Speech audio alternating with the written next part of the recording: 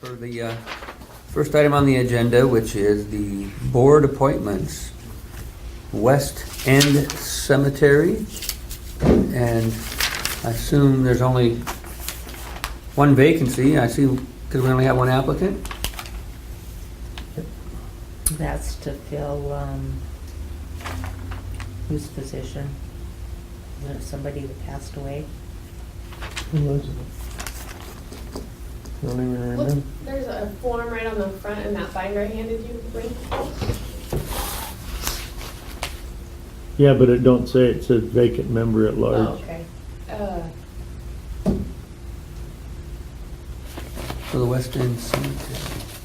Currently, it's Ellen, Mark Wassine, Corolla Jackson, and Deborah Fontaine. Vacant member since December.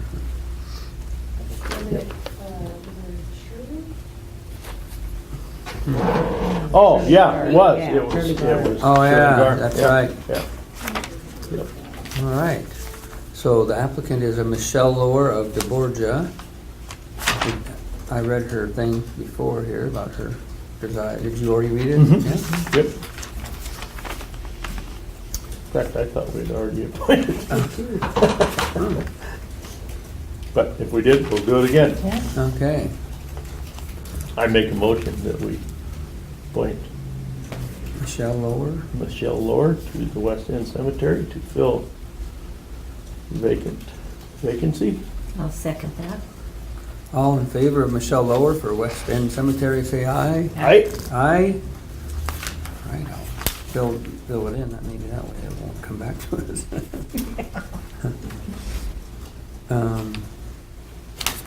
Okay.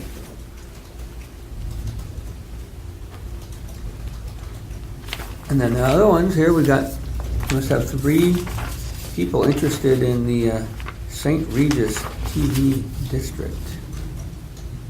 And, Haven't had a TV district down there for a lot of years. mhm.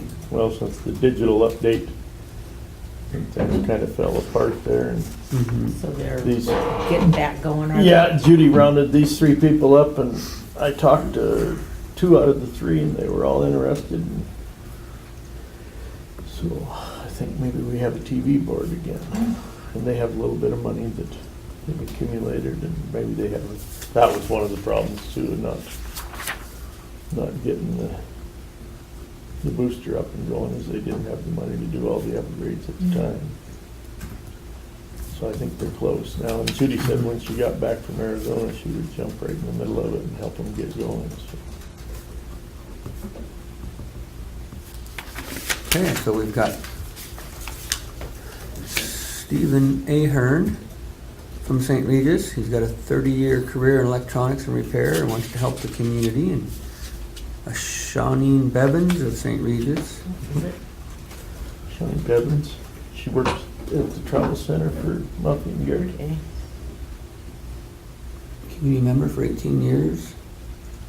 Volunteer, helps with soccer, other things, wants to help the community. And then a George Cheeseman from St. Regis, has been a computer tech, he says, for 15 years and wants to serve the community.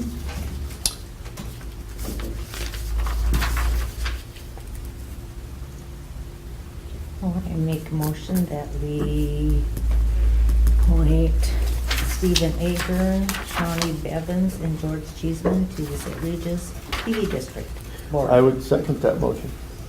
All right, all in favor of the motion, say aye. Aye. Aye. Any opposed? All right, now we finally have the TV district. Yeah.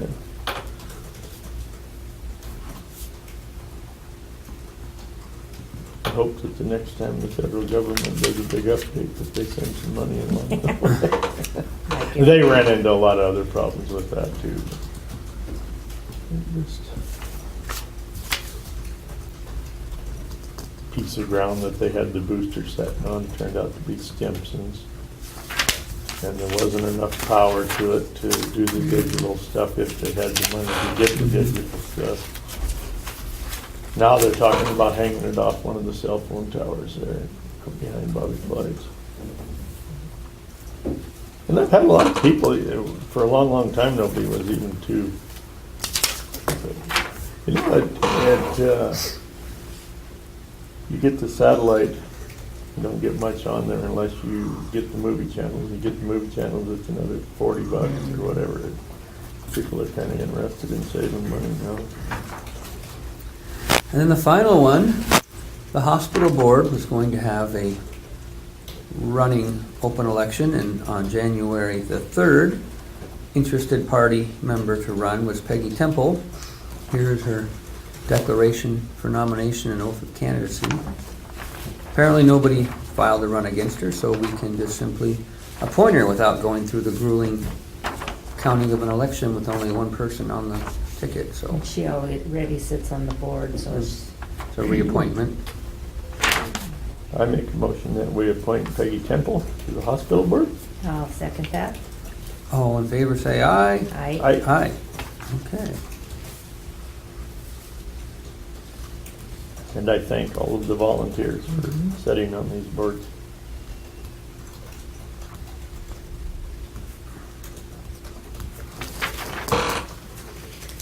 All right. And then if you know of anybody interested in sitting on the hospital board, we'd like to have somebody from the East End. Okay. So Jim Debris is retiring, so we have to. And how often do they? That Laura Acker was going to, but then she's gonna have some extra duties, so she didn't feel that she could devote all of the time to the hospital boards. How often do they meet? Once a month, but it's usually the fourth Thursday. It's like a noon meeting. It starts at noon, yeah. Okay. So when I try to recruit, I'll have those times and dates in mind. All right, so now we got nothing until 10 with the Fish, Wildlife, and Parks.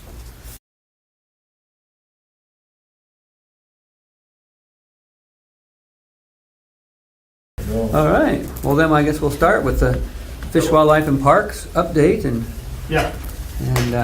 how have you been doing? Good, thanks. Yeah. Yesterday I saw some of your weed guys. I went on a little tour to that wildlife management area Okay. across the river, across from the Almaton Gorge, And, between Tarkio and the Mead Ranch. And you had Dave Dixon Yep. and Brady. Pretty short. Yeah. Yeah. Good. Yeah. How'd it go? Yeah, I guess they did a fall treatment, so we went over there to see how it worked, and they're gonna do a spring treatment to try to, I don't know how well fall treatments work anyway, but looked like the St. John's wort they hit was going away, but there was still some knapweed and mullein, so they're gonna come back in the spring. They have a contractor, Nick, somebody that does their spraying. I know you guys got the weed guys on the parks and the weed guys on the fisheries and the weed guys on the wildlife.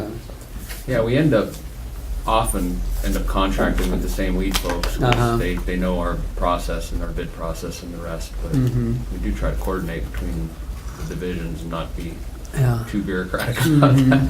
But, well, good. Glad that you had a chance to get out on the ground with Mhm. it.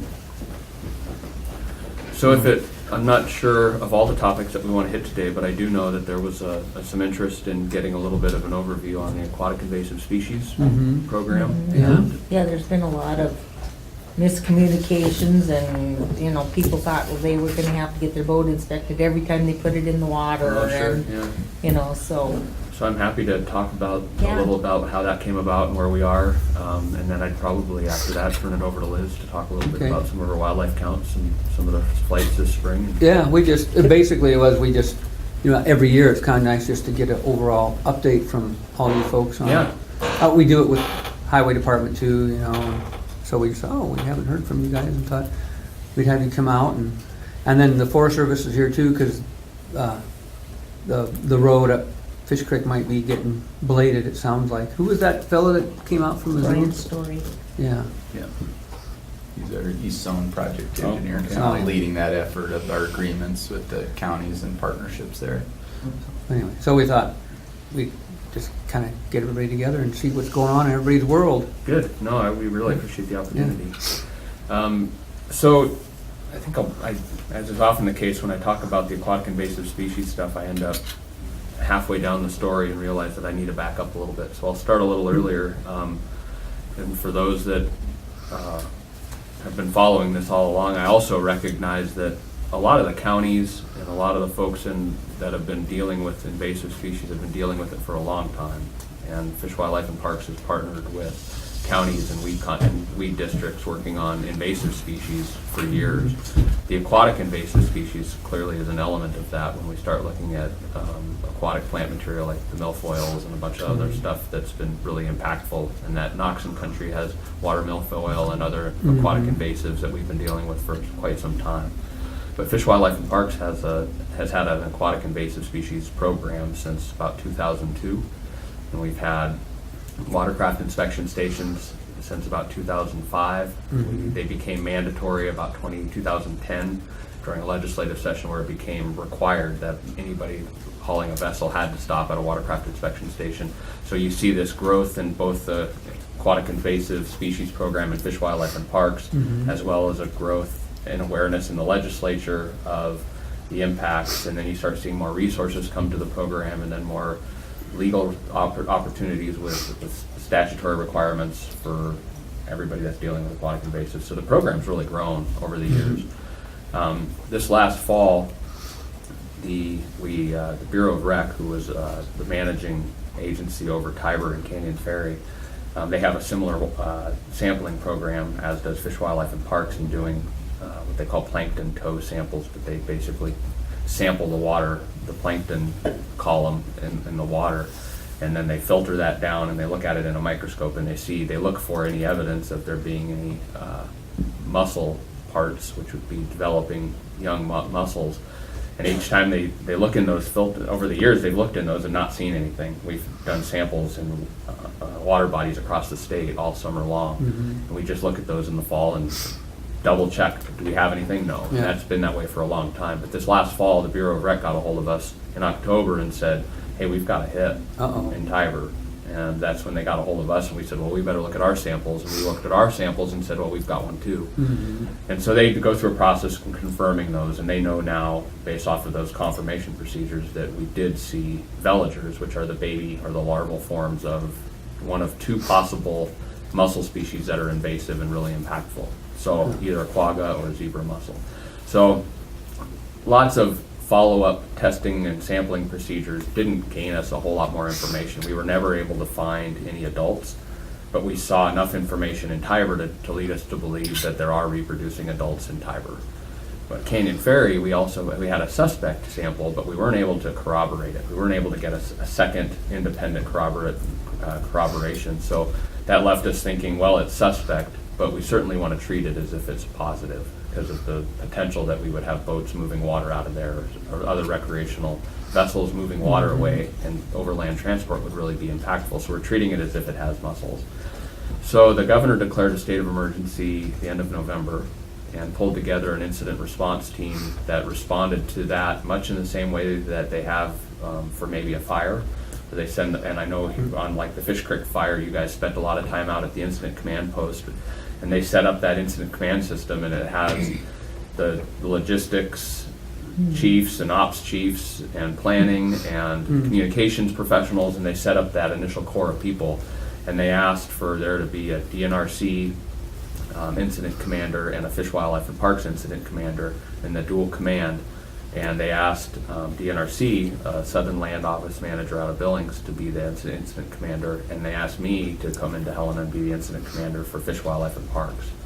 And so it was a really cool opportunity to work hand in hand with our sister agency, who has a lot of expertise in that incident command system, and they really do have top-notch folks that are used to doing that, but they didn't know anything about mussels and anything about the actual response. So we used all their expertise to set up the response and how we were going to respond, and then we partnered that with Fish, Wildlife, and Parks and other scientists and experts to fuel the information that needed to be gathered. And Liz got pulled into it to be a deputy ops, and then very soon became ops chief, and was there for a long time, for a couple months, working on the operations end of things. And so she got pulled into the aquatic invasive species world as well.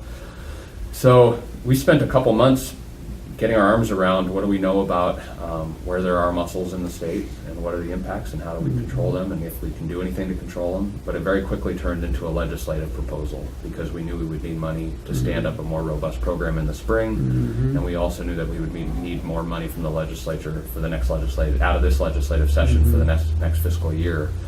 And had great legislative support, bipartisan support across the state from everybody, and the legislators had been hearing from invasive species councils for years that we need to be better prepared, and they jumped on it. They knew that this was a little late. We felt that we could have been better prepared in advance of this, but it wasn't too late for us to stand up a more robust program.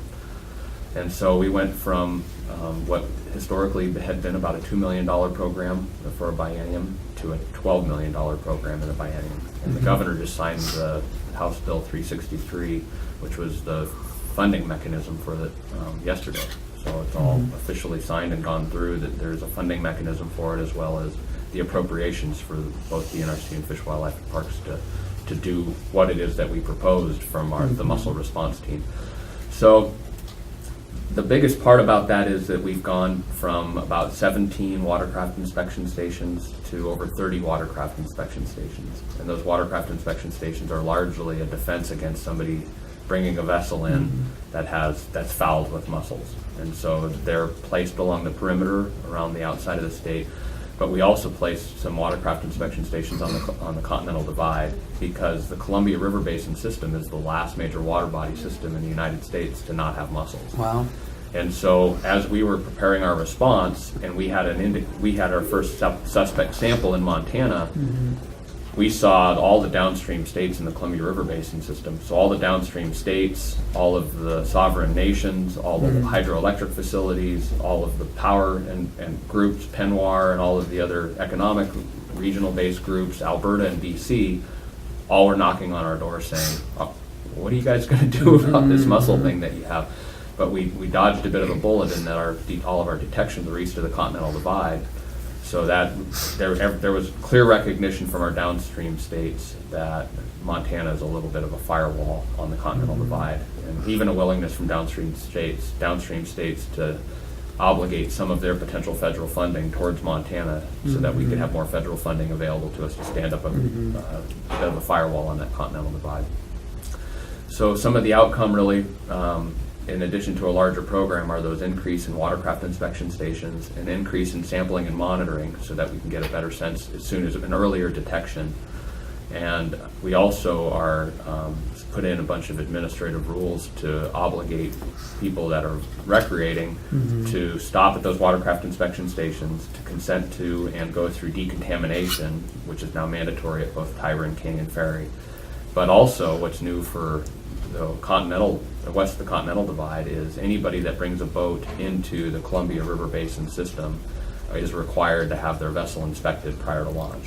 So those are new administrative rules that are in place. Would that include, I don't know, kayak, rafts, all that kind of stuff? So any vessel, it's everything from a stand-up paddleboard to a kayak to a canoe to a rubber raft to motorized vessels and equipment. So sometimes we see bigger barges and equipment used for installing docks. Right. It also includes agricultural equipment that can transport water. So if you have somebody with an irrigation system that's moving it west of the divide, we need inspection on now the mandatory inspection before launch requires vessels to be inspected, but if you're potentially moving water, it would be illegal to transport water.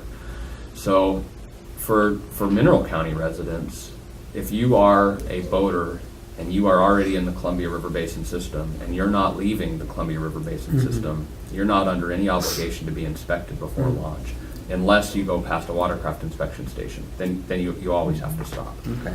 But for folks coming into the Columbia River Basin system, they have to be inspected before launch. And so anybody that's gone to Idaho to go steelheading and bring their boat back over the top, they do now need to be inspected before they're allowed to launch anywhere in the state. And when they go through those inspection stations, there's a clasp is placed on the boat between the boat and the trailer, a little plastic clasp, and they are also given a receipt.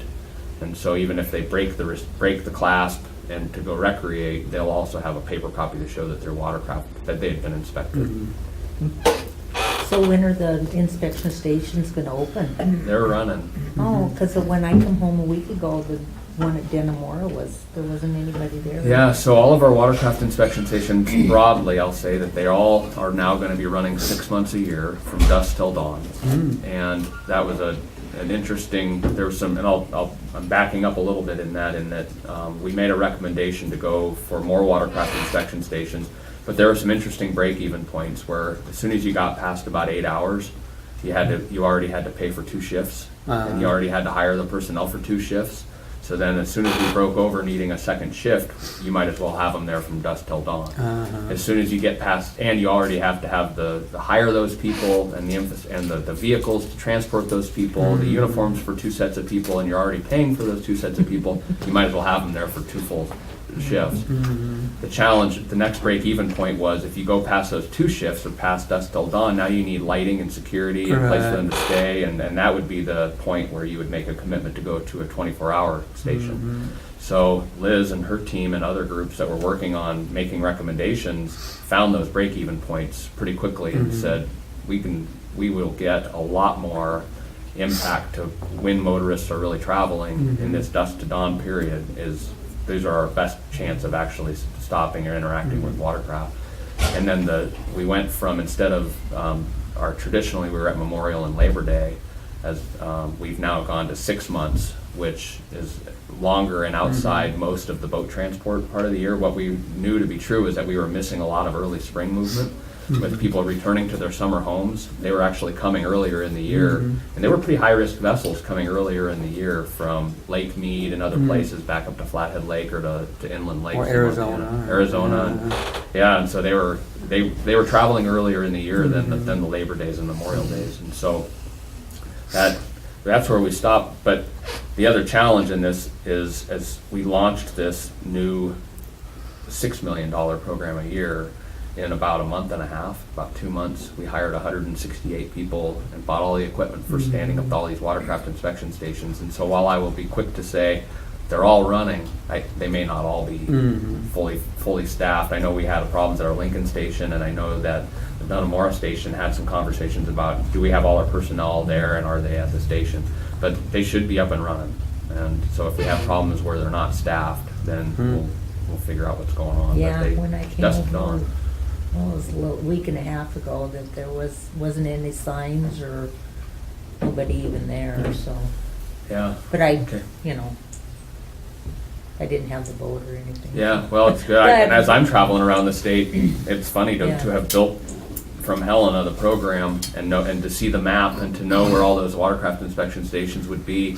And then I was driving to Helena for the first time since all the watercraft inspection stations were going, and I came over Mac Pass and I thought, I know there was supposed to be something on Mac Pass, and I got all the way down to Helena before I saw it, and it was on the west side of Helena, between Helena and Mac Pass, and I thought, oh, there it is. So I'm in the Lincoln station. I stopped in and visited with the Lincoln station folks, and so there's a lot of stuff that's breaking as we're trying to get this program up and running, and I think we all knew that would happen. Yeah. But Idaho's added some more too, because there's one there at Rose Lake, so. Well, that's the other good work that we've done since the spring is we now have cooperative agreements with Wyoming and Idaho going into place where we can accept their watercraft inspection certifications in Montana and trying to be better coordinated between the states so that we can benefit from all of us having the same watercraft inspection stations, same public information going out to our public. Good. Is there, like you're talking about doing a little test and you look at the little organism or whatever, if it's small and not full blown, is there, how sometimes you guys poison certain fish or whatever, there's something you can drop in the water to, get it before it gets too big? Yeah, so yes and no. So so when we were developing our response, the mussel response team tried to have kind of a two-pronged approach to just about every situation we ran into. We wanted to make sure we weren't reinventing the wheel, because others, around the Great Lakes and the eastern United States, they've been dealing with mussels for a long time, a lot longer than Montana has been. And there are millions and millions of dollars federally and statewide being invested in trying to stop mussels in those areas because they're so impactful. So we didn't want to reinvent the wheel. So we pulled together an independent science review team and asked the USGS and Forest Service and BOR all had their experts in mussels from across the United States, and then the state's experts, and we pulled them all together into a room for 2 days and said, are we doing the best we can? Is there any information here that we can gain? But the question about can you poison them, can you kill them, there was actually a long list of things they've tried, from sonic stuff where they put sonic waves into the water and it breaks their cell structure down, and it can work, but it only works for a short distance. You can use chemicals, but the hard part with Tiber and Canyon Ferry is that there's such big bodies of water, Yeah. and there's still live water. If you were to completely remove the lake, there's still a stream moving through the middle of it. That the only places that they've been effective with chemical treatments are little, like 80-acre lakes, where they can get enough chemical into that for enough contact time that it'll kill all the mussels. And same with drawdown or draining them. If you have a pond that has mussels, then you can completely drain it. You can kill them because they need the water. But for a reservoir like Canyon Ferry or Tiber, it's such a big body of water that most of these potential options just really aren't viable solutions for getting rid of the mussels. And we kind of knew that when you see that the Great Lakes have had a heck of a time doing anything about what they're dealing with the mussels. But some of the advancements, the direction that there are going is that there is a lot of testing and chemicals that they can potentially use that could work better. Some nerve agent kind of chemicals that don't allow the mussels to attach. And all of that stuff is kind of cutting edge science in those other places that they've been working on. It sounds like you have such a huge, that's quite an undertaking, that problem. And like you said, the threat to the whole basin, it's just like, wow, I don't envy you trying to control that. Yeah, and the control part, it really becomes more, how do you control the spread? And how do you keep it, how do you contain it? And so our containment measures have really been decontamination at Tiber and Canyon Ferry. So if you choose to recreate there, your boat's going to be decontaminated, and it's going to be a hassle, and it is going to be slow. And all of your efforts could, it could be a little kid who has water toys he's playing with on the sandy beach, and he puts the cap on the water pitcher and then drives through and then plays with it at the next lake. Who knows how it could get. Well, and I play a video sometimes when I was presenting to a group yesterday in Missoula, and I was playing a video, and there's this really one of the scientists is holding up a little vial. It's this big and it's clear. You look at it, it's just clear water in a little vial, and he says in this vial are 150 live veligers, and you can't see them. Right. They're in that little vial, and he said, but that much water can hold thousands, and you have no idea that they're in there, and they're viable, and so that's the whole that the messaging clearly. And our most important part is kind of getting a change in the mindset of the recreationists and anybody that might be moving water, is that clean, drain, dry message. And if everyone did indeed clean their vessels and they were drained of any water and they were dry, then we would not have a mussel problem, because you would not be able to transport them if your vessel is clean and drained and dry. And the same holds true for the other invasives. So when you're looking at milfoil and mud and aquatic vegetation on the trailers, all that stuff needs to be cleaned and taken off the boats, and because we don't want to transport any of the other invasives either. What are the impacts of the mussel? So it's going to be significant. It's hard for us to know how impactful it's going to be on Montana yet, because we don't know. We haven't found an adult yet. And so there's been a few examples, like in Colorado, they had a reservoir that had a positive detection on a mussel. They went back the next year and they weren't able to find it. And they went back the following year, weren't able to find it. And after several years of never being able to find it again, they declassified that water body as having mussels. Although they were confident they found a veliger. So there have been some instances where they just weren't viable, that the population never got established enough that they were able to make it there, and that's based off of all of the environmental factors for that mussel, whether the water body, the temperatures and the calcium levels and all that kind of stuff. So we're not quite sure what's going to happen at Tiber, and if Canyon Ferry turns out to be positive or confirmed. But when you look at other states, they've done economic impact analysis on how impactful they are. And when we, on our mussel response team, we went to the Department of Commerce and said, we're going to have a lot of people asking us how impactful this is. Will you help us develop the economic impact of the mussels for the state of Montana? And they said, well, we'll take a look at it. And they came back to us the next day. And even though we were operating under the governor's emergency declaration, and we had at our disposal all of the state agency's resources, Department of Commerce put their 2 people on it, their top economists, and they came back the next day and said, we can't do that.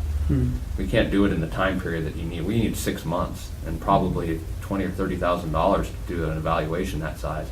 So we said, well, hold on, maybe we asked the wrong question. if you were going to do that economic impact analysis, where would you look? They said, oh, well, we can get you that. And it was immediately, the first impacts are hydroelectric, and then ag, and then with all of the irrigation structures, and then any municipalities that draw their drinking water from those water sources, and then the environment, recreation, when it starts to crash the environmental system that's in place by removing the plankton and filtering out the water. But the initial impacts to hydroelectric alone, shut down hydroelectric facilities, any irrigation structures, any water any system to open and close valves or transport water immediately or very quickly within 3 years become completely plugged. They just attach it, look like a big old barn. Yeah, I've seen Yeah. the pictures before, and I'm curious. And so then it becomes a maintenance issue, and the cost of maintenance, where every single head gate is mussel fouled, or you need to have filter systems in place, but in front of everything that's now has water. So if you're an ag producer and you irrigate from water in one of these mussel fouled systems, you now need to have fairly complicated filtering mechanism and clean the filters regularly, otherwise your equipment's going to get clogged. And so every user ends up getting impacted. But Washington State completed an economic impact analysis this winter, and they were showing that if mussels were found in the Columbia River Basin system, it would cost Washington State over $500 million a year in maintenance alone, Wow. with all the hydroelectric facilities and all the dams and ag and impacts Yeah. to fisheries and all the other stuff. And it's really big. Yeah. And so when you look at a $12 million program in Montana and the notion that we're really just trying to contain it, the idea is that it's money well spent. Right. $12 million a year is nothing compared Compared to what could be happening. if they expand and they're ever present across the state, it's going to be much more impactful than that. So the funding, you kind of touched on, so I assume because it is such a national, interstate and national problem, that there is federal, you guys aren't just having to rely on poor old Montana's budget to do this. You're getting some help from the feds and the states to contain it, because that would affect them.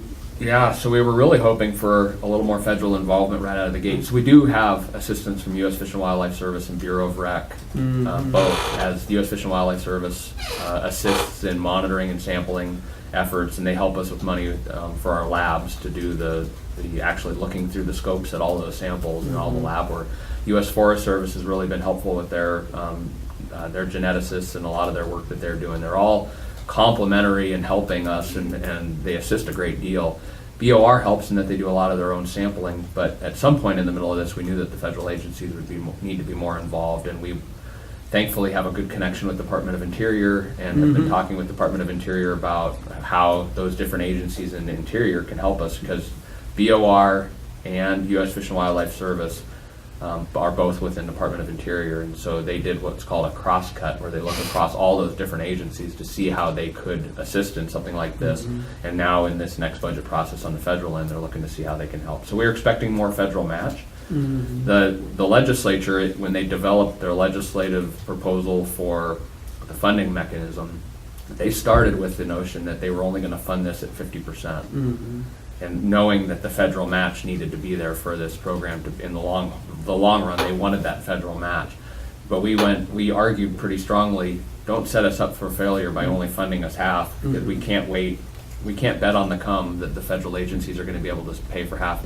So what they built into their funding mechanism is that they will fund the entire program, but they expect as federal money comes online that the state's obligation to paying for that program is going to be diminished over time. So the two funding sources right now for funding our program come from resident and non-resident fishing licenses. So when an angler goes to buy a fishing license now, a resident angler is going to pay $2 more, and a non-resident angler is going to pay $15 more.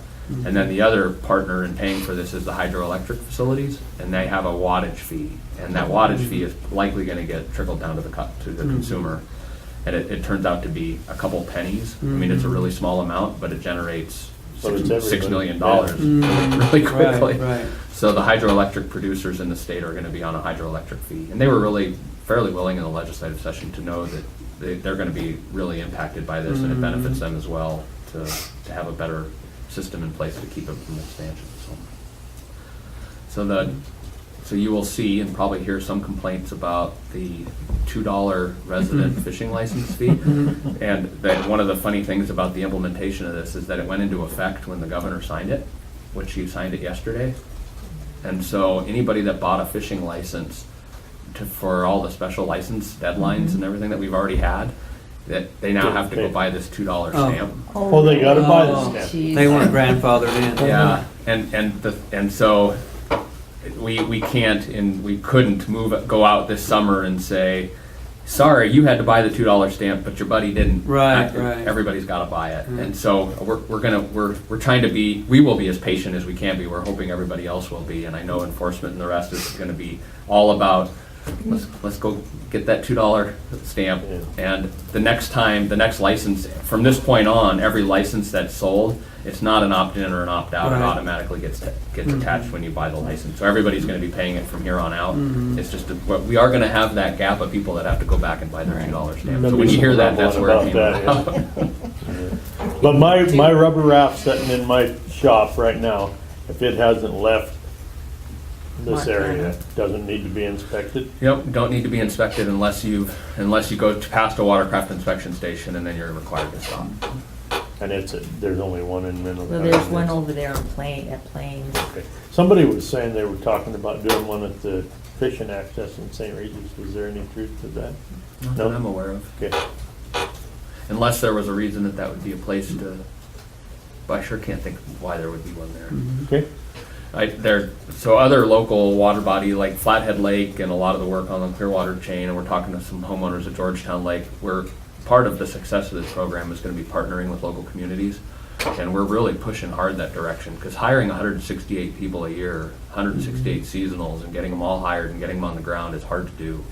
And in communities where we can hire local folks for those jobs, we want to do that. And so we're really pushing into the future of this program would be that we work with counties, and in some of the counties it's been the weed districts, the conservation districts that we're working with, different, and underneath the county umbrella to give, and we've been directing through the DNRC grant process money to the counties to actually run their own watercraft inspection stations, hire their own That local would be a good folks. idea. And it puts the money back into the local community to actually stand up those watercraft inspection stations. So as we move forward in the future years, keep an eye open and don't hesitate to ask if there aren't opportunities for the county to stand up some of that stuff. Yeah, that's a good idea. So if there aren't any more questions on the aquatic invasive species front, hand it over to Liz. Okay. So my presentation is back here, so there.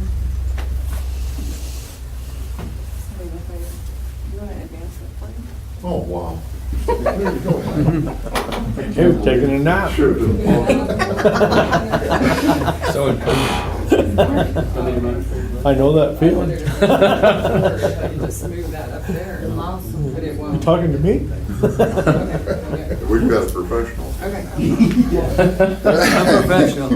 Okay, perfect. I like to kind of point because I have some different graphs, so we'll stand up.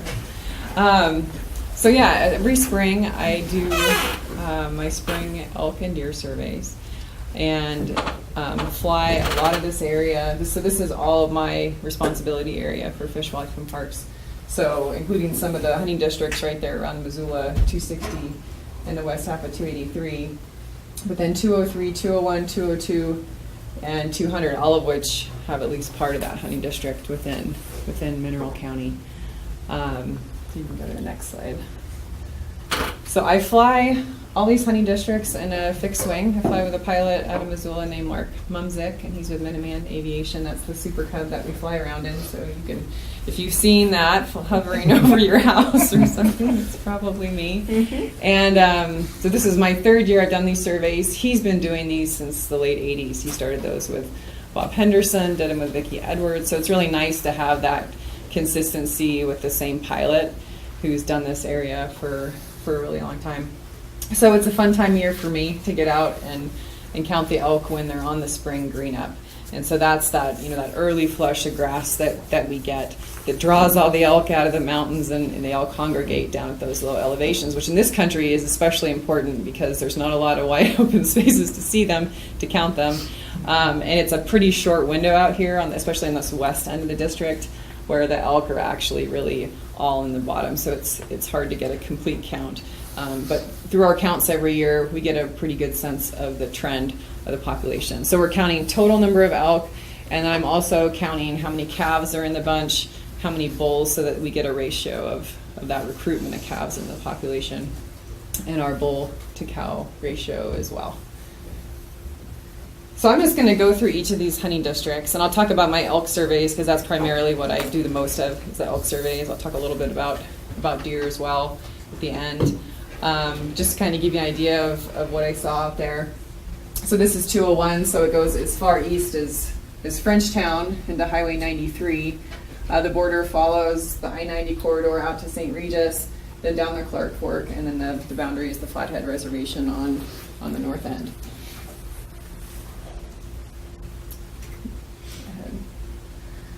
So this is the overall trend of the count. So this is total elk counted from the airplane since 1980 in this hunting district, and that's what each of these dots are. And then the red bars indicate the range that is our population objective for this area.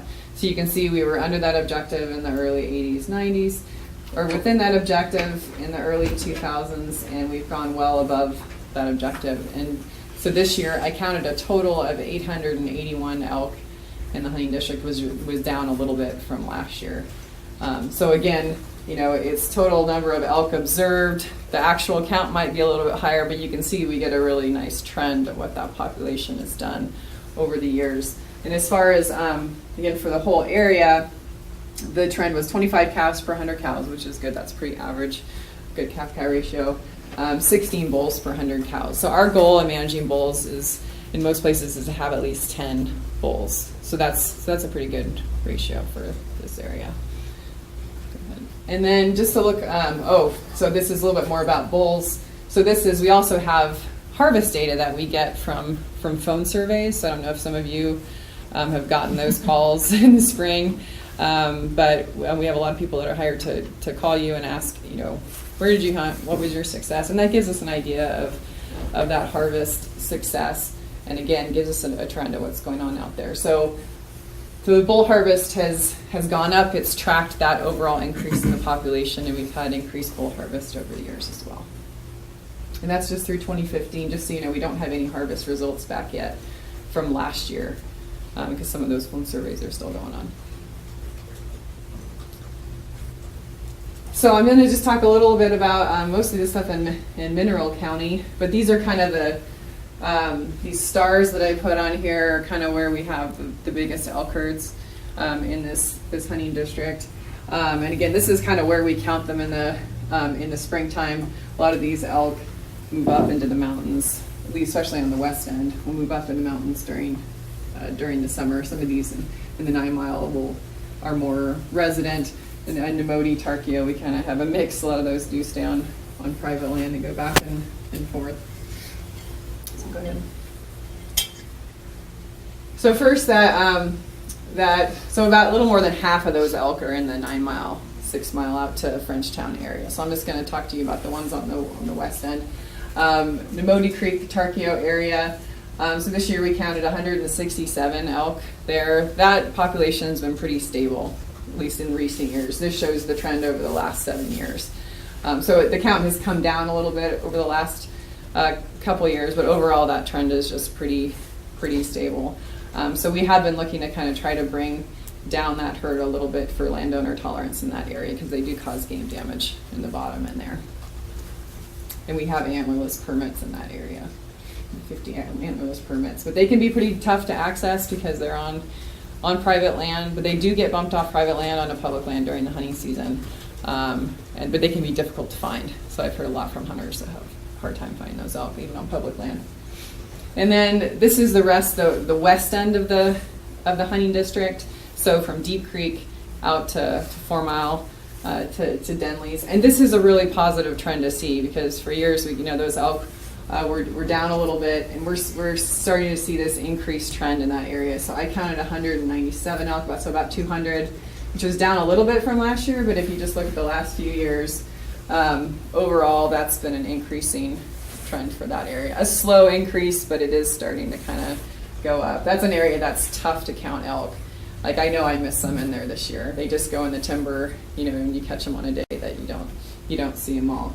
But again, I think we're seeing a little bit of an increase there. You need to get in the old hiller and scare them out. I know. Do you still have that? No, the When Bob Henderson was doing it, that's what they used. They didn't use the fixed wing, they used the old hiller. You could hear that thing coming for 10 miles. yeah, we use them. Yeah, definitely in that St. Regis area. Yeah, it would be nice. Okay, we can go to the next slide. So next, moving to Hunting District 203. So this is, sort of this right along the Missoula Valley on this side. This is Highway 12 up to Lolo Pass. And the west boundary of this is Fish Creek. So Fish Creek is the divider between 202 and 203, and the north boundary is I-90 there. So this too has been a good trend in recent years. So this starts from 1985, 2017, and again you can see our population objective in there, and so that's kind of within 20% of our objective. We've been below objective in this district for a number of years, and just in the last 2 years we're now within objective and counted about 1,000 elk in that hunting district. But the question is, where are they in that district? Yeah. So I'll talk about that. But first, the calf-cow ratio is, just showing that that's been increasing. So that kind of tracks that as well. And bull harvest, bull harvest is really, you'll see these spikes in it, and those are usually like when you get some weather, it pushes the bulls down, and you'll have a really good harvest some years, so you'll see those spikes. But overall, you'll see in recent years, it's been pretty level.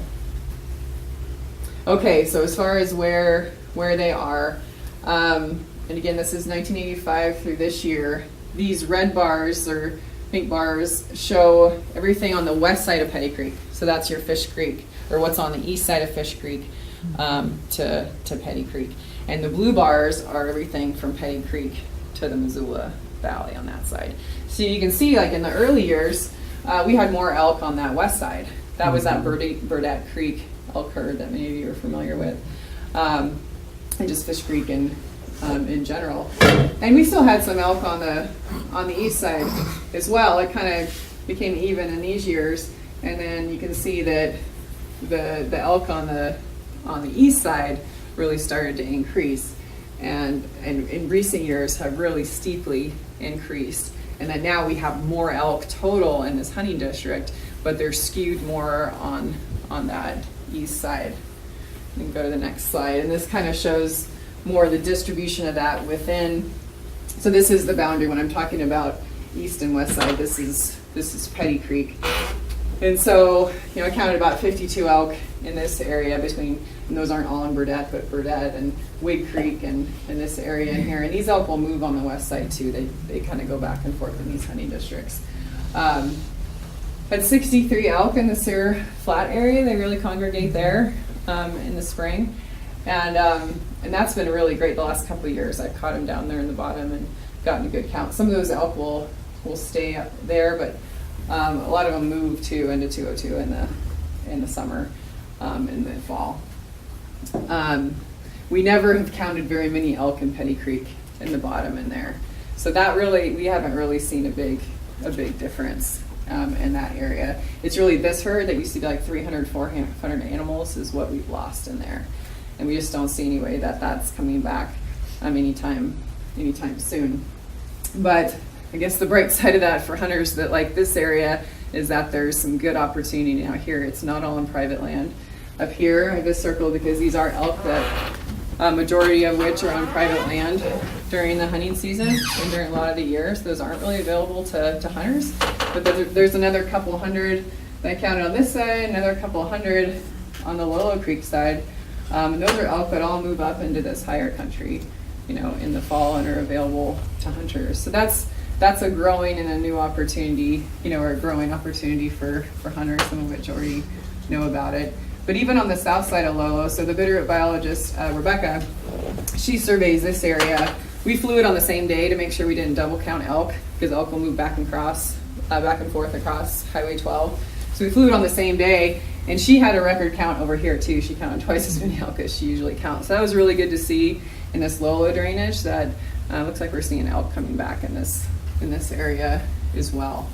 But for a variety of reasons in Fish Creek, it's just not a driver of the elk population anymore. We've had a lot of habitat changes. We have a high number of predators, and if it comes back, and I don't know if it will, like it does, like it was before, but it would take a long time. And so this is the trend for all of Fish Creek, including both the west side and the east side. Just so you know, so it's a trend throughout that drainage, not just on that east side that we've seen.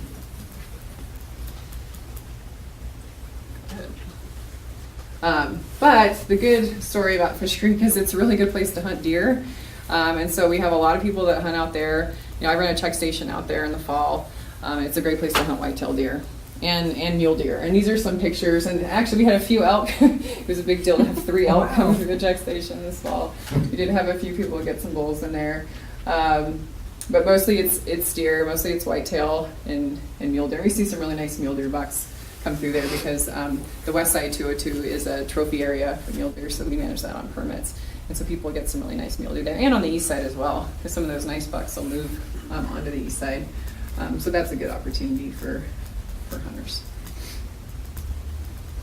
And then this year, I just wanted to say about Fish Creek, we had a hard winter, and so we were really worried about how the deer had done out there this year. And so especially in Fish Creek, when we did our surveys, we really didn't see it in the elk population. We were kind of surprised, but overall in the region, calves looked a lot better than we thought coming through this hard winter. Most places, whitetails as well. But where I saw it the most, like 9 Mile looked pretty good for whitetail. But where I saw the impacts was Fish Creek and kind of south of Superior on that side, where I saw a lot of deer in poor condition.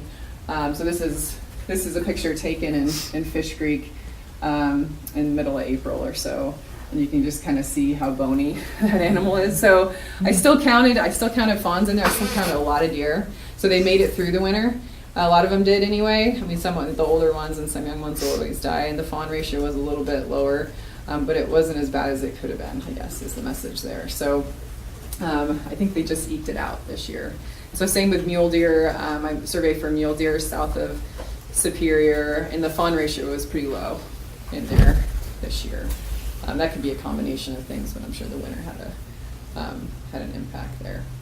So it's tough country already, to make a living, and then you throw on a hard winter, and that's one of the biggest factors. Okay, so 202, we'll talk about that next.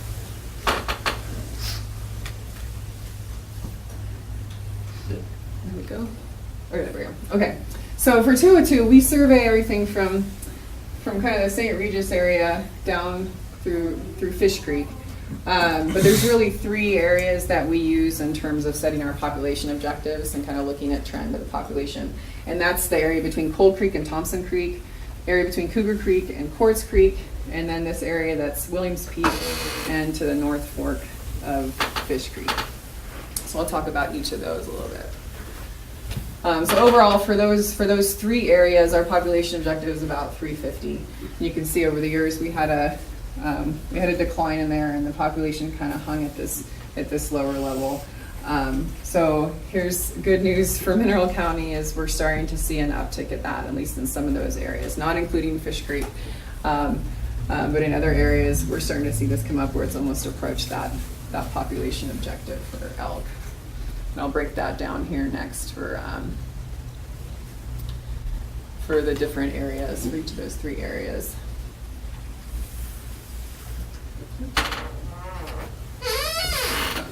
Okay, there we go.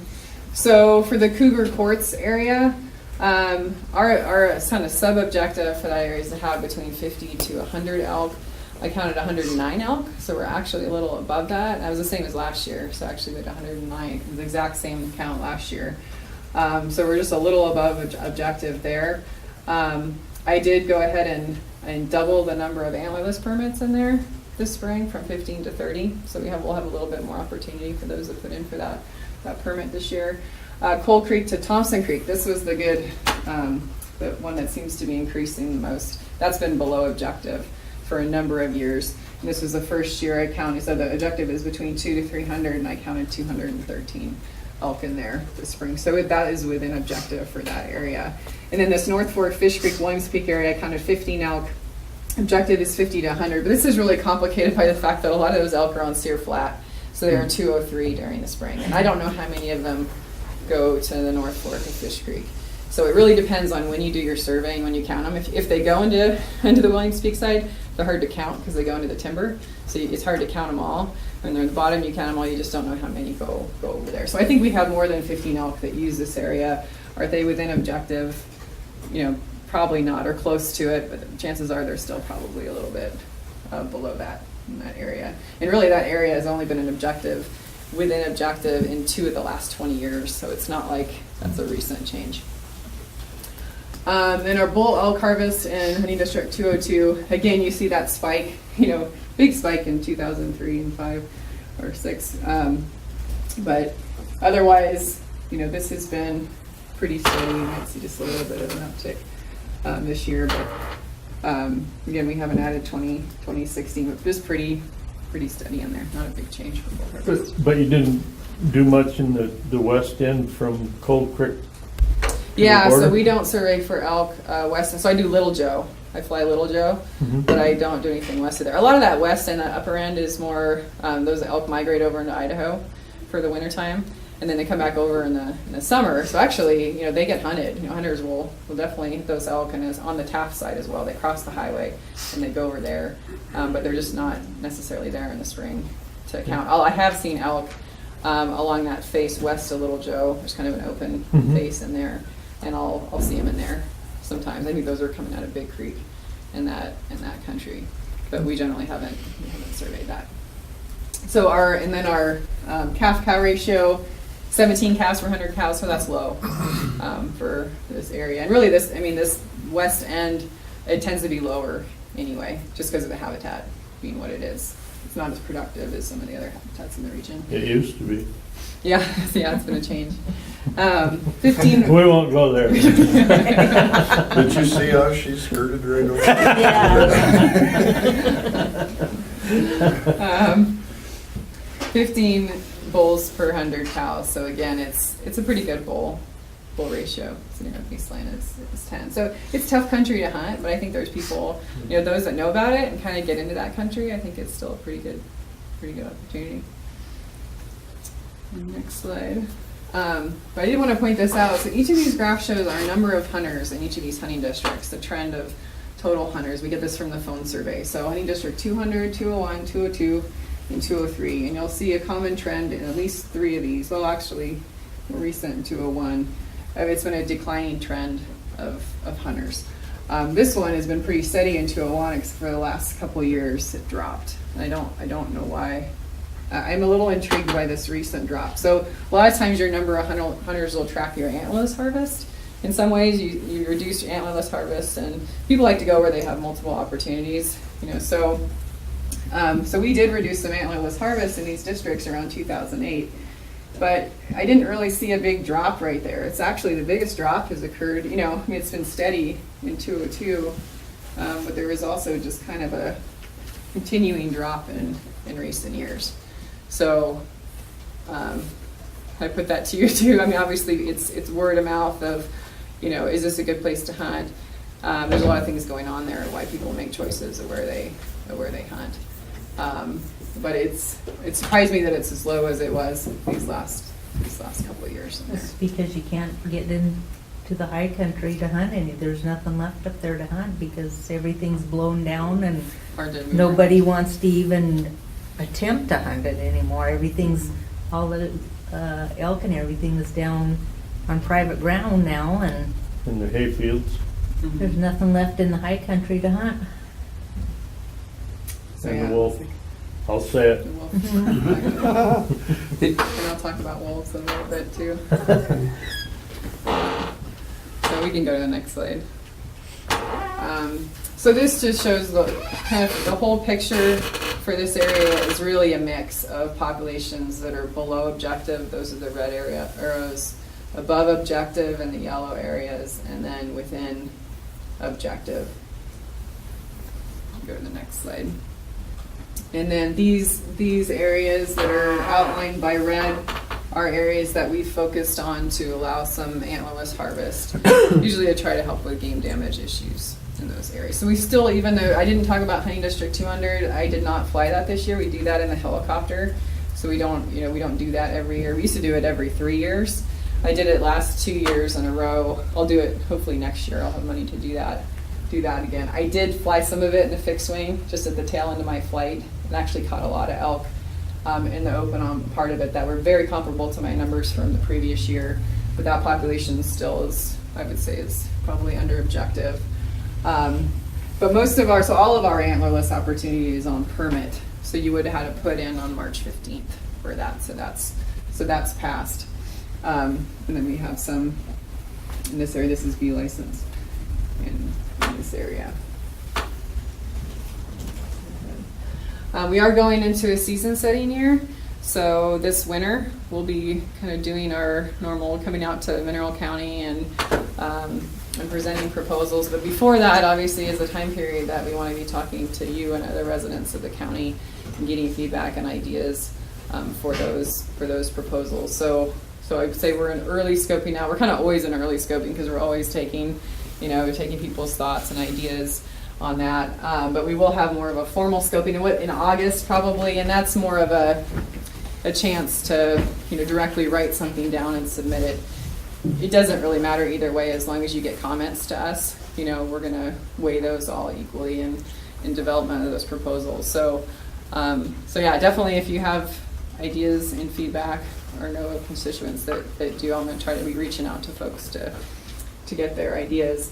And then in the wintertime, like I said, we'll come out to Mineral County and we'll have we'll do a presentation and we'll be able to talk about some of those ideas that way as well. But some of the things I'm thinking about, as far as whitetail deer, we overall are kind of seeing a trend of increase of whitetail. They're kind of coming back. I'd say kind of slowly in this area, but they are.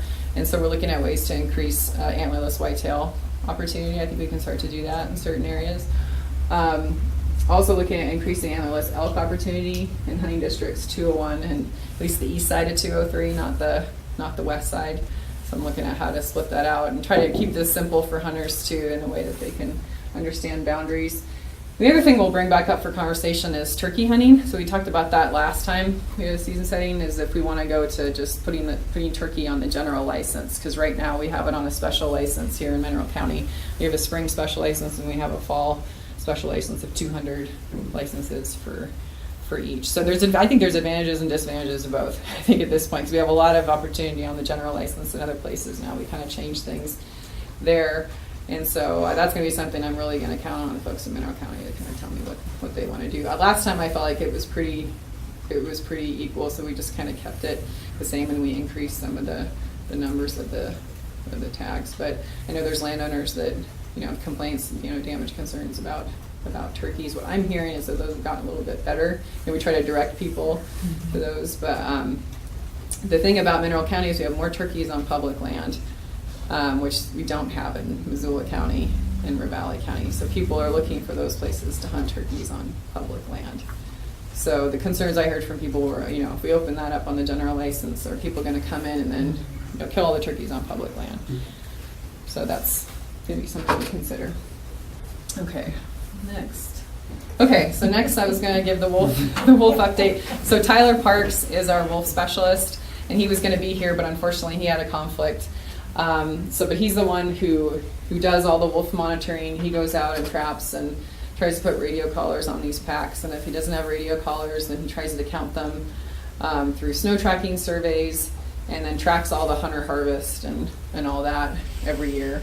So right now, and at the end of 2016, they still do an annual report every year where they put all the data together. He was counting 11 packs in the district. So this is, I think, very similar to what I showed you last time I was here, maybe it was a couple of years ago. We kind of have the same total number of packs. You can kind of see how they're distributed. This is the Fish Creek area. And then Lost Peak, this is Superior. The border, this is really Little Joe, Big Creek. I guess a new group, there's a new pair that's set up in that Taft area that split off from that Savanac pack. So that might be a little bit newer. Savanac, Mineral, and Olson Peak. So a lot of these packs, especially this one, and Olson Peak, Savanac, they're border packs. They spend, this pack actually is counted as an Idaho pack. It's not count, I mean, for just, so we don't double count, but they spend time on our side. Savanac goes on the Region 1 side, Olson Peak goes on the Region 1 side. Silver Lake spends time in Idaho. So they go back and forth, where some of these packs actually that are more, Montana packs are the ones we've had the most turnover on. So I just put, these are brown, the Mineral Mountain, Sunrise, and Petty Creek packs are in brown just because they've had a lot of turnover. And so their pack sizes are smaller. They just they get harvested. There's just more mortality in those packs. But Tyler, there's still at least, a small group in that area. But he's been out actually this spring trying to get some radio collars out already. He's going to continue. He's probably going to be making more of an effort in Mineral County this year because we just lost a lot of collars recently. So it's kind of time to try to beef up some of those collars. But that's that's a challenge now of having a harvested population. Is it's harder to count them because you can't keep the collars out there because hunters will shoot the collars, which is it's good. We want the hunters to harvest wolves, but it does make it harder to get good counts. And this is one that we didn't have a good count on. Was that last peak pack because they're kind of an Idaho pack too, and they weren't necessarily. How many wolves in that 11 pack? So that'll be the next slide. Oh no, sorry, it'll be the next slide. Okay. After that. First, I'm going to show you. This is just statewide. This is statewide, the trend in the wolf numbers. And so this is the minimum count. You've seen this before. This is the number that's actually counted by the wolf specialists out there. Again, it gives you a trend, just like the elk counts. Like you don't see everything, but it gives you a trend. And they're working on a bigger modeling effort that's going to go into the future that'll give better estimates. But so it really peaked in 2011. Close to 650, and there's been a declining trend since then in the state. And 2016, I didn't have the new graphs yet. I haven't seen it come out, but that count was 477, so it's down a little bit. Harvest is making a difference statewide in the wolf population. That's what we're seeing. After a number of years, it is bringing it down. But of course, everything kind of, when you're talking about management of wolves and ungulates and what's going on in the landscape, that's when you need to kind of zoom into the local picture to kind of see what's going on. And so this is Mineral County for those 11 packs, the minimum count. So that's the blue bar is what was counted in there. So it's kind of a similar trend. Actually, it totally tracks the statewide trend in the sense that maybe it peaked a little bit later than the statewide. State peaked in 2011. And we peaked out here about 2013. And then we saw this bar here. So the biggest green bar shows total mortality. And beneath that shows what portion of that is harvest mortality. And of that harvest mortality, what portion of that was trapping mortality. So these are subsets of this. This is your total mortality. So you can see that mortality tracked the population too. It increased with the increased population. Where we had our biggest hunter and trapper mortality here. And it's come down a little bit. Let's track that. But it looks like, at least for now, we're in this zone right here for total number of wolves in the county. How do you count that? So those are from so he goes out and he flies those radio collar packs, and those are the best counts for the radio collar packs. You can get pretty good counts on those through the year in the wintertime. They're wintertime. How counts. many? So you say radio collar packs. How many collars do you have in a pack? So, gosh, right now, well, you might have one or you might have two. There were a couple, and like two of the packs in Fish Creek. One was uncollared. One had 2 collars. I think one of those collars got harvested this winter. So it really turns over. It just depends, on that. But you're getting at the right thing, which is that there's not always packs that have collars, and you might lose that collar before you got a flight in to count them. So he uses other ways of getting counts on the packs that don't have collars. He goes out and does snow tracking surveys in the winter to track how many are traveling together. Talks to lion hunters, talks to other hunters. It's all about really talking to the public and finding out what they're seeing out there too, and seeing does that match up with what's going on. And so that's how those estimates are largely arrived at. And some of the lion hunters are the best resources because they know, Yeah. they have they really know where those wolf packs are in the winter, have a really good sense of how many are in there. But still, there's, especially those smaller packs, when they start to be just a couple wolves left in them, they're harder to know if they're still there and persistent. But that's a nice thing They're about having still there. snow on the ground. Yeah, that's what the map definitely shows, and Tyler thinks so too. I don't think that you're ever gonna get rid of them, to tell you the truth. I mean, Yeah. not that that's the ultimate goal, but No, I think you're right, and I think that's a safe statement that wolves obviously have settled in here, have found places that they like in Mineral County, and the question, from a management standpoint, is like, well, what's the number that we can find that balance where we can get our elk populations back up and our deer populations up? I think that's that sweet spot that I think we want to find. I'm encouraged by the trend that I'm seeing in the Superior Country, both on the north and the south sides of the highway in there. St. Regis, I'm more worried about, that west of there, those numbers are down.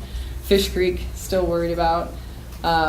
But again, it's, there's certain areas, we're just going to keep working on this over time. And we've reached out to hunters and trappers on this too, and people kind of call us and say, where should I go? We try to point in that direction. We've talked to trappers too about finding ways to mentor new trappers out there too, to kind of keep that effort going, because I think that's something it's a lot of work to go out and trap in the winter, and so getting people interested in that are going to continue to do that and learn that, new people coming up, is going to take effort of those folks that really know what they're doing to share that. And I was seeing some of that last winter. It's neat to see those guys bringing folks along on their trap lines, and we've had some people kind of come in from out of the region as well that are trapping down here. But we still get more hunter harvest. So that's because there's just more people out during the deer and elk hunting season, and so they'll incidentally see a wolf and shoot it. And so that's that red bar. So it's still higher than our trapper numbers. And trapping I think it really, it can vary a lot from year to year. But this also is just this number that we had harvested this is for 2016, that only shows up to December. So we actually had 6 more wolves that were harvested in early 2017 that don't show on this graph. And I have one other wolf graph. Liz, What's that? in Idaho, when they went in and did some pretty intensive removal down there of the wolves and those things, have they made any conclusions about the elk populations after they've taken those measures? That's a good question. I don't know if I have an exact answer to that, because their elk populations are still really down over there. It may take a while for them to kind of see what happens there. But that's the last thing I heard. I was at a meeting in Idaho not too long ago where they talked a little bit about their data, and actually what they found in their study, because they put a bunch of collars out on cow elk over in the Willow Zone on the other side, and they did put a bunch of collars on wolves as well. They found the number one predator actually of elk over there was mountain lions, and the second one was wolves, and that's really similar to what we've seen in the West Fork of the Bitterroot. We've had a project going on down there in the East Fork as well, that mountain lions can actually be a bigger predator of elk. I mean, where there's high densities of them, and so we don't want to forget that it's more than just wolves. That there's other predation too that we need to take into account. But they still have wolves over there too, for sure. So I think it's I wish I knew more about the exact where they're at with that study. I didn't get a good update of how much longer they're going to be doing that. But yeah, they have removed some of their packs on there. So so the next, this was the next slide to show average pack size. When we talk about number of packs on the landscape, which is the blue bars here, what's interesting to me is statewide, what we've seen in a trend of that has been that decrease in the pack size. And so especially in the last few years, again, coming down off our peak of 2013, we've seen a pretty dramatic decline in that pack size because they're getting harvested, because we're picking some wolves out of that. And so that does have an effect on their impact on predation. We did a study on this looking at actually wolf predation on livestock and found that pack size was the biggest factor that kind of affected when they would kill livestock again. And so getting that pack size down is a really is a really positive trend in there. But I think with hunting and trapping, what we'll see is kind of areas that'll blink out, at times it'll move around, you know, and then they'll fill back in, and then they'll blink out. But any other questions about wolves? Did you see any when you were looking for the elk? I saw one. Did you? In Little Joe. Oh, Yeah. Yeah, sometimes I don't usually see them, you know, it's kind of, because That's it's harder without the problem out snow, here. seeing the tracks. So I mean, much they're just because timber. it's, yeah, there's a lot of timber, you don't always see them, but there was just one sitting up on top of a ridge one day. But I didn't see anything, you know, all the elk, or I didn't see any like chasing elk or anything, you know, like that. So then, yeah, just kind of what I was saying about, you know, we need to pay attention to what's going on with other predators as well and managing that bigger picture too. And so we increased the quotas for mountain lions in this area. We have two different, you know, hunting areas for lions. It's hunting districts 200 and 201, they're combined, and then 202 and 203. And so we have a quota of 30 lions for 202 and 203, and a 20 for 200 and 201. And we actually had we don't usually meet those quotas. Those are a lot higher than some of our other hunting districts in the region. But we reached our female quota in both of those districts this year, which was really good. So that was good to see. We had 22 lions harvested in that 202, 203, and 12, and 200, 201. And then black bear, nothing new with black bear. Spring bear season is underway, and that season runs to June 15th. There's a lot of studies that show that that black bears are like the main predator on elk calves right after they're born, when they're little. So they're an important piece of the picture during that time of year, and we have a lot of bears out here. So I think that's all I have. Is there any more slides? Yeah. Oh, just my contact info for anybody. I think you all have it, but if anybody needs that. And then I do have some things to hand out.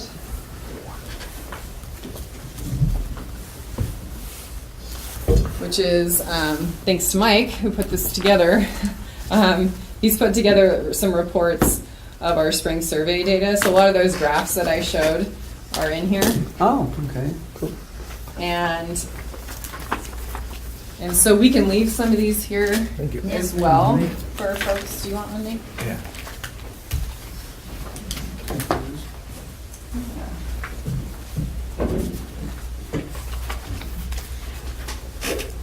Yeah, we can leave a stack of these here to distribute to anybody that's interested.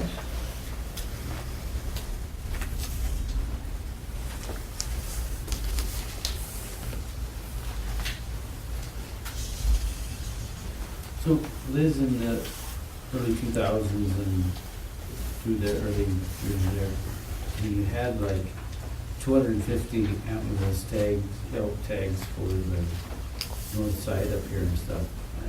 What was the populations of elk when you had that many animals per minute? Yeah, I could pull up that. You can look at 201 for hunting district 201. That graph there, it's lower than it was here. A lot of that. The thing is that a lot of those elk were on the 9 mile, 6 mile area, but those permits I think were good for the whole hunting district. I would guess, but I couldn't. Yeah. But we really pulled back on that with for a couple of reasons. A lot of those elk were on private land on the east end of the district, and people weren't, I think, being successful with some of that. And then there was a real concern on the west end. The reason it was pulled off for the whole hunting district because there was a real concern on the west end that the elk were declining. And we kind of went through a period of time with our increase of predators. I think we were really, concerned about over harvesting elk in the wake of what we saw as increasing predation. And so we pulled way back, to make sure that, we weren't over harvesting. And so that's why you see that trend of reduced permits. But I think that we're in a place now that we can start bringing some of that back. That would be what I would say, at least in some of those areas. And cautiously, I don't want to jump into it too quickly because we still do have, we have more predation pressure than we had in earlier years. So we need to take that into account more. But that's been the biggest change for these years. The other thing I'm hearing is that the lion hunters, they're not gonna come over here and run their dogs anymore. They've lost too many dogs to the wolves, so. Yeah, I think some of them have figured it out. You know, it just depends. You know, there definitely is a advantage, and you know, when you know an area and you figure it out. But I think any lion hunter would agree that you do it differently now than you would have before wolves. You know, that you don't just turn out. You have to be pretty aware of, you know, a wider area around that and look for wolf tracks before you turn out. So it's just a different mode of operation for sure. But there's still, I know there's still folks that do it, you know, and it's obviously we're looking at our quotas, you know, as hoping to find ways to reach that. So that's something we're exploring too in terms of lion management.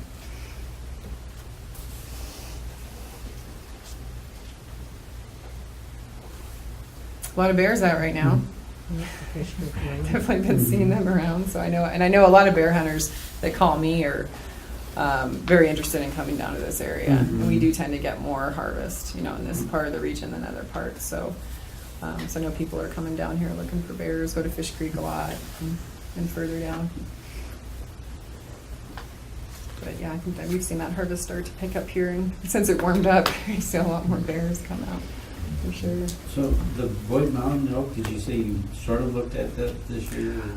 Yeah, I would say, you know, we usually do that in a helicopter. So I can't, you know, I did it, what I did was in a fixed wing. It's a different method, so it's not, you know, it's not very comparable. But for certain areas it is, like when they're the ones that are out on Jensen's, right? So we have a group of elk that just come down on there. So I flew those and counted about a similar number than I did last year. And then I flew east, just down the Clark Fork, and just counted those in Mayo Gulch, that area, kind of through there as well. And again, I found, about, surprisingly with a fixed wing, I think I counted about a similar number. And I saw the ones down on Donlin Flats too, from the ground when they were out. And that actually counted more elk down there on the ground this year than I saw last year from the air. So was there any damage hunt at Jensen's? Not this year. It wasn't. So we still allow those 5 permits in there as a way to try to help him. But it's a tough balance because we're trying to bring those up. Like, and he knows that. You know, he's been really good at trying to. Pretty pleased because he got to sell enough dirt this year to the EPA. He's probably going to build his elk fence. So was it the Quartz area that you doubled the cow permits? Yeah. Yep. So the Cougar Quartz area. 15 to 30? 15 to 30. And you kind of had 109 elk. Mm-hmm. I just, you know, it kind of boggles my mind that you kind of go from one extreme to the other. I mean, why did you double the permits? The actual harvest. I know, but I mean, you aren't going to harvest 30 cows. I mean, those I cow can permits that we see used to doing do it, down there in St. Regis. You know, a little You know, at if a you time. had 50 permits in a special area, the harvest on them was maybe 20 on a good year. Yeah, exactly. You know, it's pretty low. in this Right, area. yeah. But I mean, it just, a lot of times it just seems like you go from one extreme, Well, like yeah. no permits to 150 and, you know, it just, Yeah. I don't know. It's still, I mean, I don't know if this helps, but it's still lower than what we used to offer in that area. So I'm still being pretty conservative. I'm betting based on what the numbers have been in that area over time. So Bob used to offer quite a few more in there with the same or even fewer elk in there, and the success rate was pretty low in there because the country is hard to hunt. So I am still trying to be conservative by just kind of inching it up and watching that because of these other factors that we have to think about too. So the nice thing about the permit numbers is I can adjust that every year. That's not an every 2-year thing. So I can look at the counts and I can. Well, it's even going to be harder this year to harvest out there because a lot of the Plum Creek property has been sold that they completely shut it off to hunting anyway, so.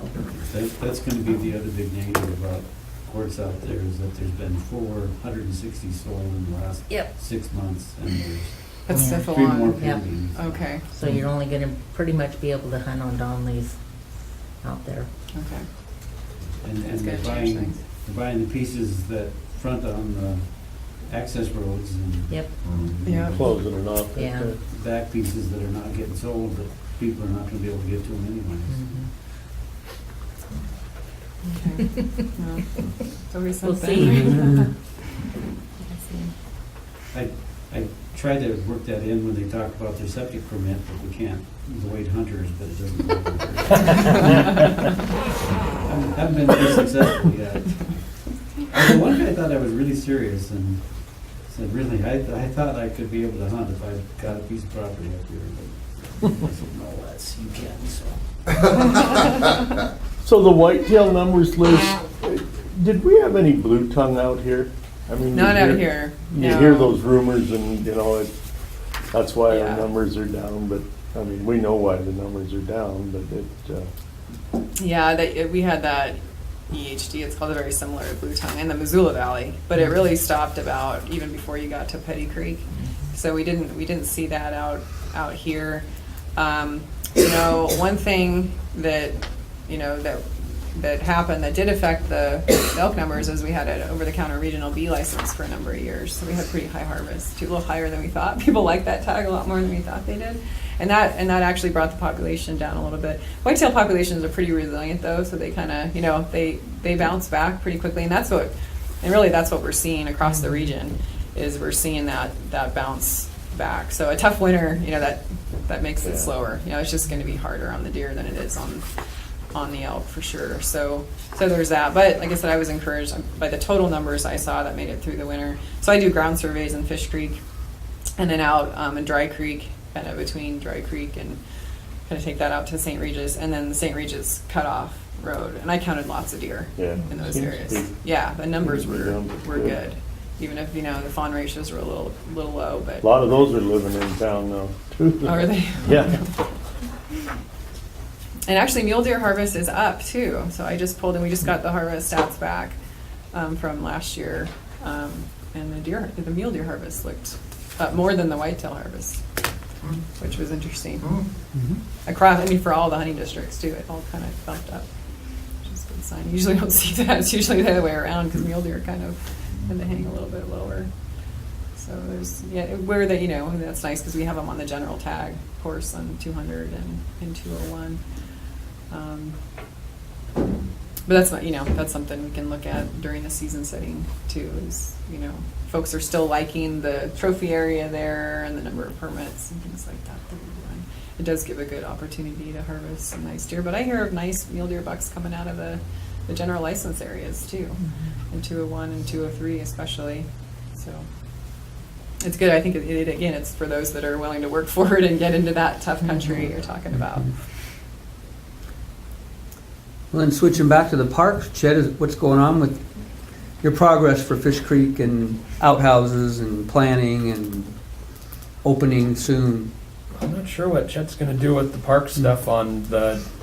They are slow in moving forward on any of their stuff on that for sure. And I know coming out of this last legislative session, their budget was really impacted, and so I'm not sure what they're going to be doing on any further developments. And their parks board, they lost 3 members of their parks board, and they're trying to replace their parks board. They're going to be hiring a new parks division administrator. So I know Chaz Van Genderen spent a lot of time working with you guys on Fish Creek stuff, but Chaz is no longer the parks division administrator. Yeah. So a lot of changes in parks. So as I'm talking to our new director Martha Williams, she's really committed to focusing on parks, but she's trying to make a real push. She wants to make sure that the parks board's fully staffed, get the parks board back up and running, get a new parks division administrator, an assistant division administrator hired, and then start to take stock of where is parks within Fish, Wildlife, and Parks, and then start making some new directions. So as far as the park development in Fish Creek, what I'm hearing from parks is that they're not going to be making any moves right now until they get a better sense of where they are as a division. So, we can sure have Chet come over and visit with you guys on any other stuff that he's working on, but I'm not seeing any big movements there. Yeah, I didn't know how the legislature did with his outfit with the budget things and. It was really hard. Yeah. Yeah, they had a really, really difficult session.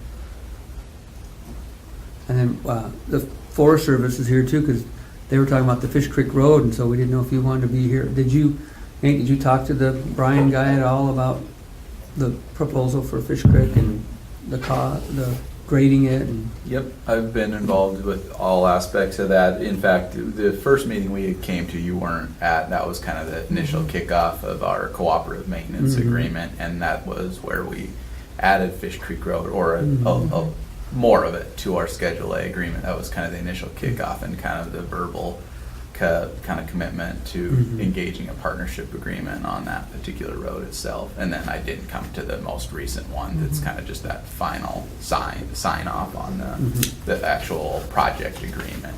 But yeah, Brian Story's leading that project. Yeah, if you guys have a few minutes, I'll tell you a little bit more about it, and certainly everybody else that's here too. So Fish Creek Road, so just a little bit of background. I used to be the kind of district zone engineer here at Superior. I didn't specifically manage the Fish Creek area because it technically was on the other side of the zone, but of course I'm familiar with it.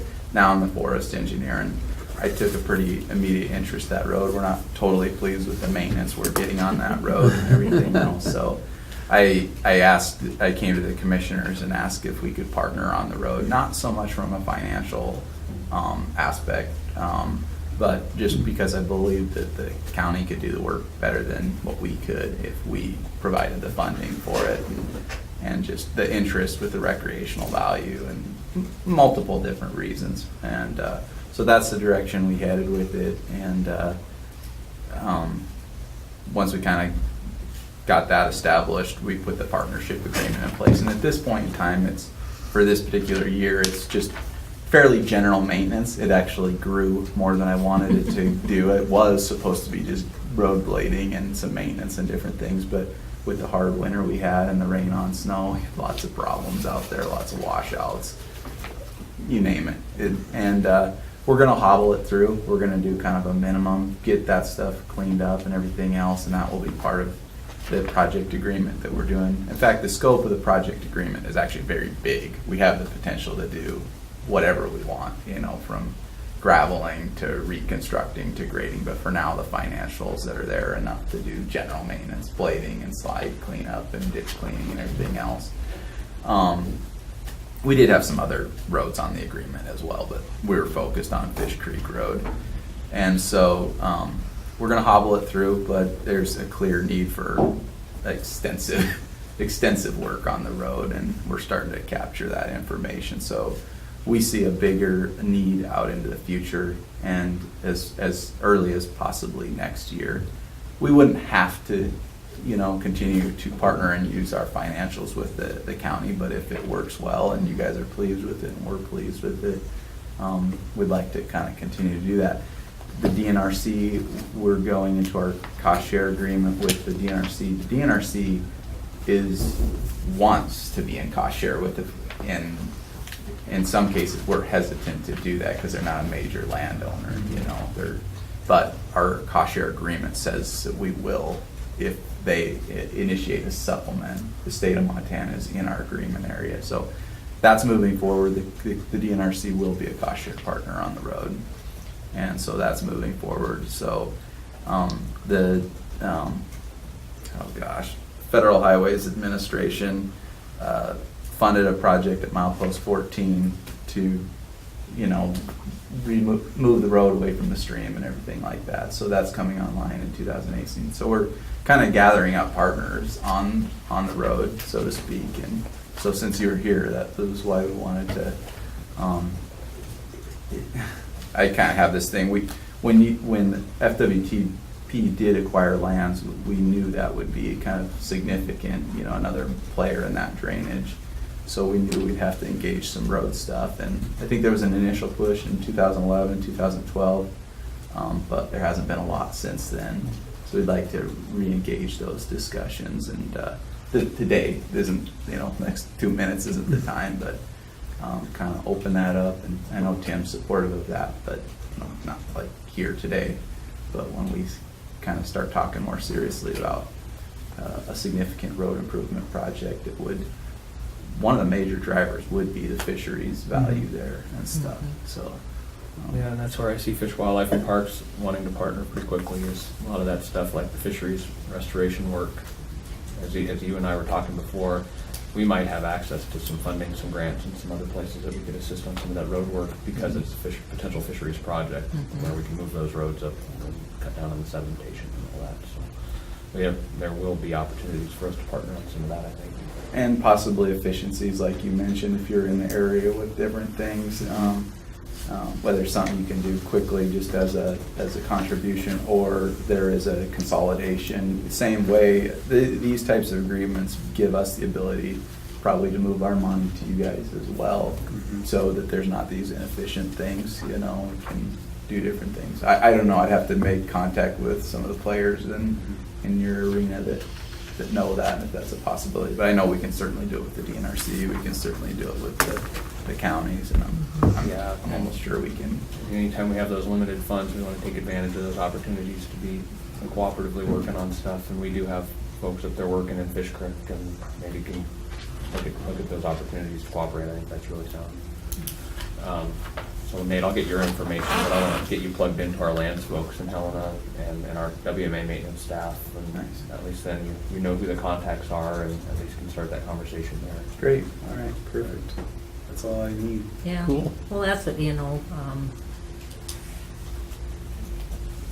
the Fish Creek Road goes quite a bit through the wildlife management area, and, we kind of felt that you're kind of a player in the game there, and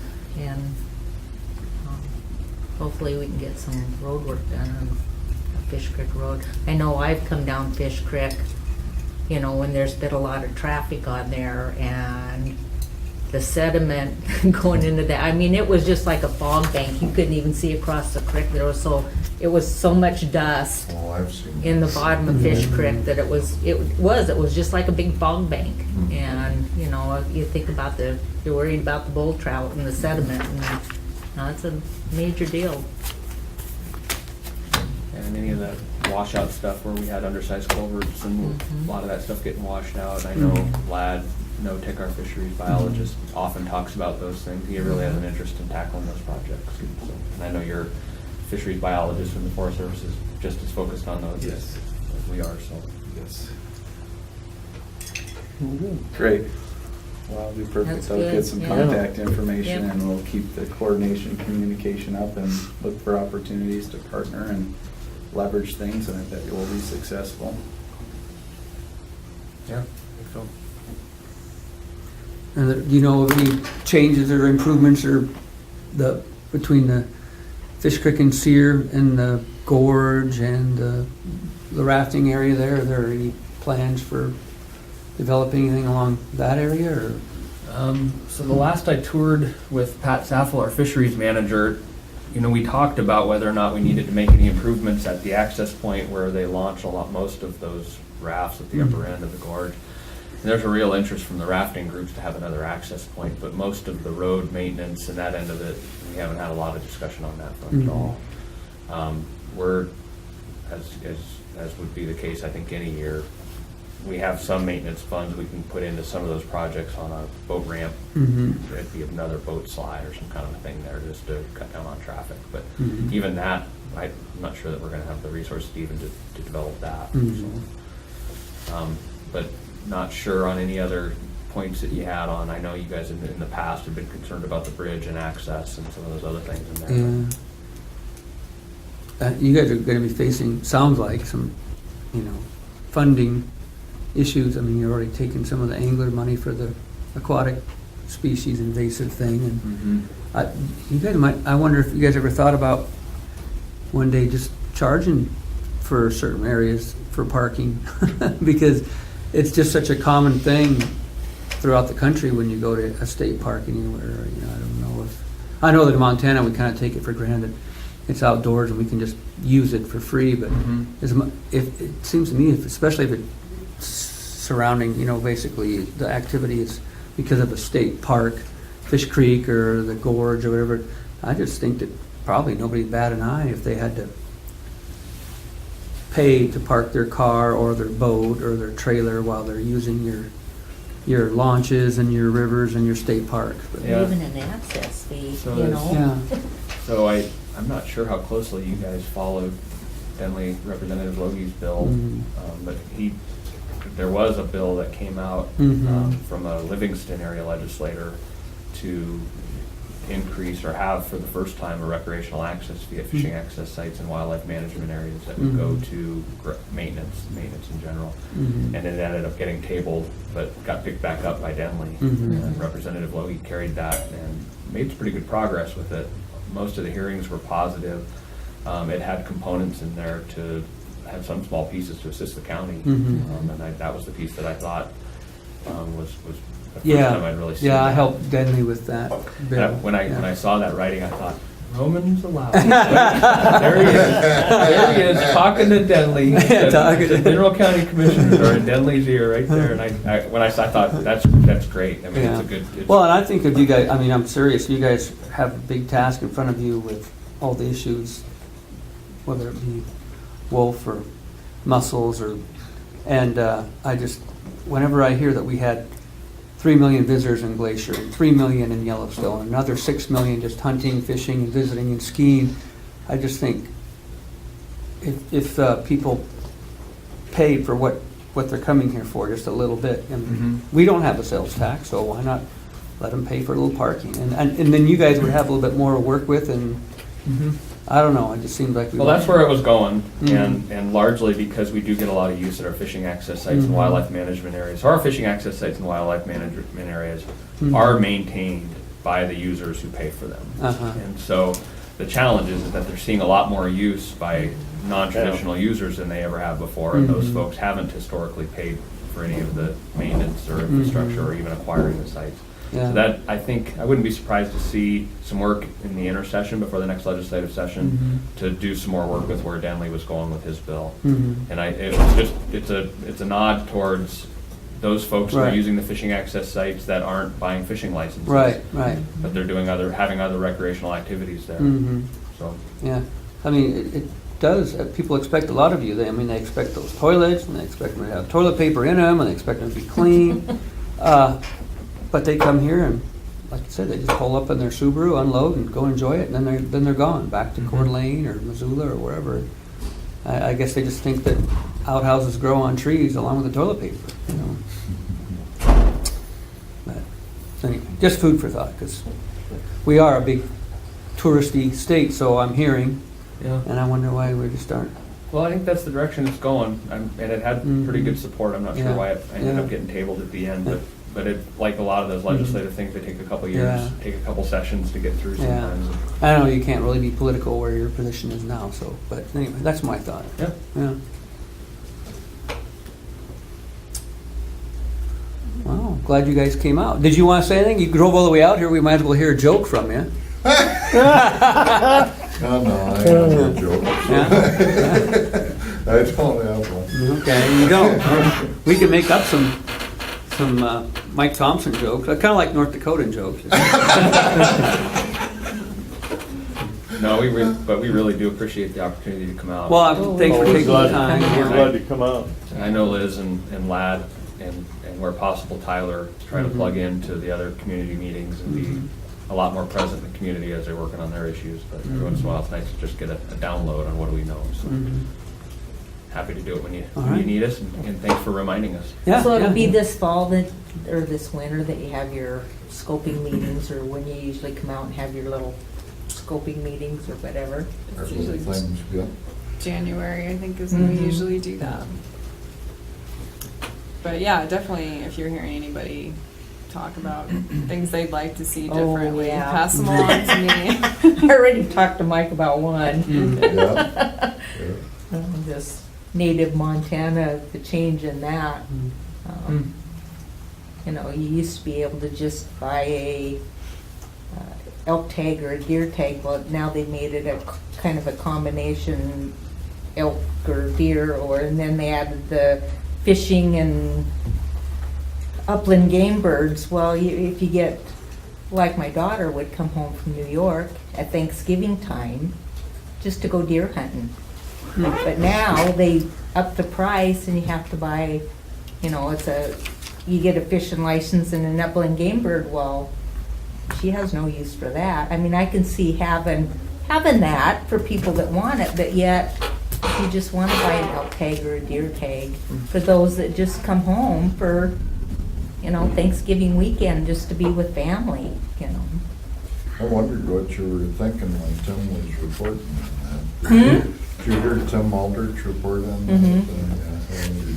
And I've heard that from a number of people that they don't even, they don't come home to hunt now because they don't need the fishing in the upland game bird one. You know, I mean, they just wanted to come home Mhm. Thanksgiving time and go hunting, you know, deer hunting or elk hunting with the family and, you know. Yeah, I've heard that on some other fronts. I know we found some efficiencies on a lot of the non-resident stuff to just put it all under a combo. Just because it was easier just to sell the whole combo. Oh, yeah, But but they I don't need get it. it. you know? You I come mean, here in November, you're not Yeah. coming to fish, so No. maybe. Yeah, so, Oh, no, that's our daughter really enjoyed coming home from New York Thanksgiving time and go deer hunting, and we'd process it before she'd go home, and her friends in New York had loved it when she'd come home because she was bringing home venison, so. Yeah, not supposed to be political, but that sounds pretty good to me, too. I kind of think that, you know, the way Tim was presenting it at the CAC, how the legislature went on that kind of thing, sounded to me like the group was protecting the effort that was put in place. I guess it was the last legislative session when we kind of evened out or leveled out or tried to reduce the whole total number of licenses that Fish, Wildlife and Parks offers and tried to get the revenues to increase and balance out, you know. And I got the sense from the way Tim represented it that there was some effort to try to protect that from pushes to tweak it, you know. They were kind of protective about that. I would guess that, I mean, that's the sense I got.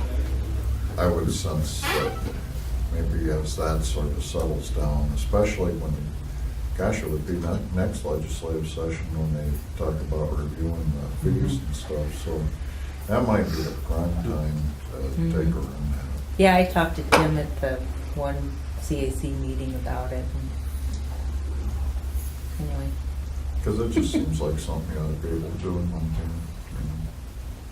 Well, I mean, I can see doing the combination ones for those that do come home and, you know, fish and whatever, but just to add on maybe one more that, No, because you had it once. yeah, well, that's it. You already That's what had it, was. you know. And you gave it away. Anyway, Well, much appreciated for yes, coming out. thanks so much. thanks. Appreciate it. Thank you For guys. having us. So what was Shortman's title? You know, The wildlife management.